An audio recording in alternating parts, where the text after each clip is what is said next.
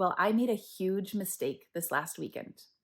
I'm currently the assistant coach for my daughter's basketball team, and I missed our very first game. I missed it. I was at her indoor soccer game when I received a text from the head coach to the entire team saying, "Hey, our game's about to start and we're missing about half the team." You see, what had happened was weeks ago, the game schedule came out, and at that time, I loaded all of the games in my calendar thinking I was just so on top of it. But since then, the game schedule changed, and I didn't realize it. Even though the head coach had texted the team last week reminding us of the game time, I kind of glossed over those details thinking, oh, I've already got it in my calendar. So when I received her text, oh, the stress and the panic just set in. I felt so badly, right? I'm supposed to be there helping coach the game. And then what do you think I did?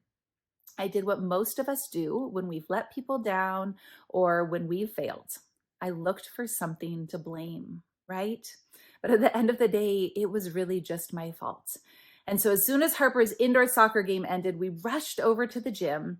The game had just ended. I knew we wouldn't make it for any of the basketball game, but I got there in time to apologize to most of the families and to the head coach in person. That's all that I could do at that point, was just own my mistake and apologize. And thankfully, I was met with huge amounts of grace and patience.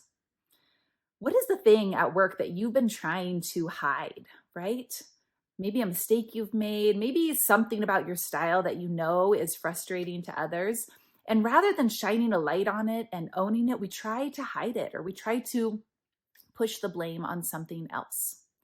When I do 360 reviews with leaders, one of the most powerful steps of the process is for them to go back to the people who participate in the 360 and actually acknowledge to them that they heard the feedback and that they are working on X, Y, and Z. I heard you. Thank you for participating in this 360.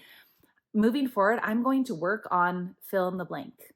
It takes such humility and vulnerability to do this, but it ends up being one of the most freeing steps in the process, to actually own and acknowledge, shine the spotlight on the thing that you need to grow in. It's freeing both for you and for the people around you, and it builds huge amounts of trust and team camaraderie.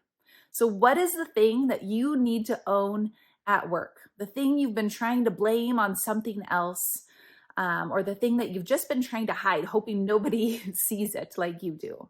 Just go, humbly acknowledge it, and ask people to rally around you, to forgive you maybe, and to help you grow in this area. I promise it will be freeing both for you and for the people who have been waiting for you to acknowledge it.